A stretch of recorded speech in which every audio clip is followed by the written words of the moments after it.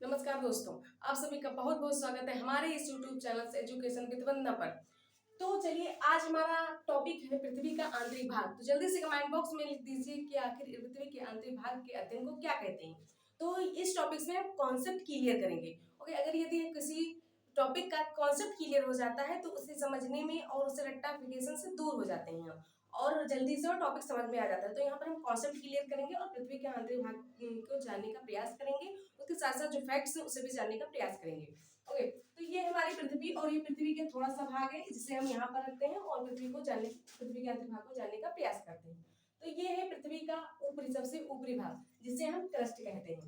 ये है पृथ्वी का सबसे ऊपरी भाग जिसे हम क्रस्ट कहते हैं, और ये है पृथ्वी का बीच का भाग जिसे मेंटल के नाम से जानते हैं। और इस पृथ्वी के सबसे निचली भाग को, सबसे आंतरिक परत को हम कहते हैं क्रोर।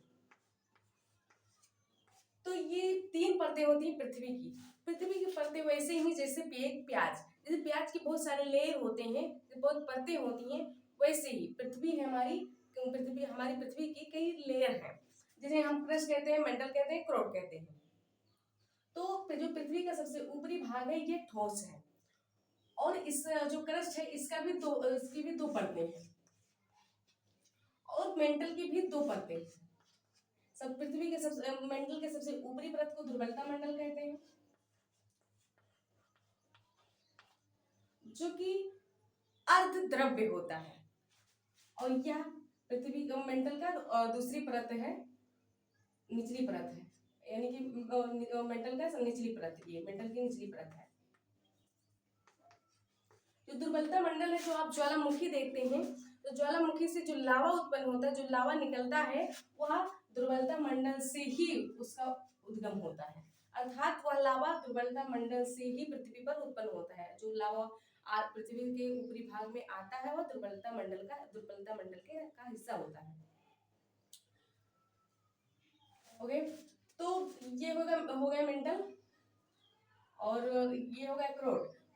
जो यहाँ जो मेंटल का यानी कि दुर्बलता मंडल के जो अपर मेंटल है, जो सबसे ऊपरी परत है, ये दो मिलाकर यानी कि सबसे दुर्बलता मंडल के सबसे ऊपरी परत यानी अपर मेंटल का, और ये क्रस्ट मेंटल, इन दोनों को मिलाकर जो आप स्थल मंडल देखते हैं, वो इन दोनों को मिलाकर अर्थात दुर्बलता मंडल अर्थात upper mantle plus crust equal to स्थल मंडल होता है। तो इस तरह से ये होता है हमारी पृथ्वी का आंतरिक भाग।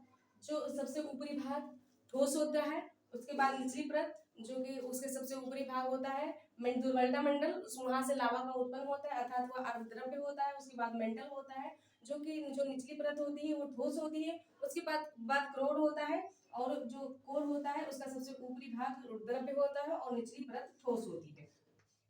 अर्थात जब हम पृथ्वी के आंतरिक भाग में जाएंगे तो पृथ्वी के सबसे पहले हमें ठोस मिलेगा, अर्थात जिस पर हम खड़े हैं वो है क्रस्ट। और फिर जैसे हम उसके निचली परत में अर्थात बीच की परत में जाएंगे जिसे मेंटल कहते हैं, उसका जो अपर मेंटल है जो सबसे ऊपरी भाग है उसे और क्रस्ट को मिलाकर स्तन मंडल का निर्माण होगा। और फिर जब हम निचली परत में जाएंगे अर्थात उसका भी एक लेयर होगा जिसे दुर्बलता मंडल कहते हैं, वो अर्धद्रव्य होता है जहाँ से लावा उत्पन्न होती है। उसके बाद निचली परत होती है अर्थात मेंटल जो कि ठोस होती है। फिर क्रोड होता है, क्रोड का जो ऊपरी परत होता है जो एक क्रोड है, इसका जो ऊपरी परत है ये द्रव्य होता है, और जो निचली परत होता है वो ठोस होता है।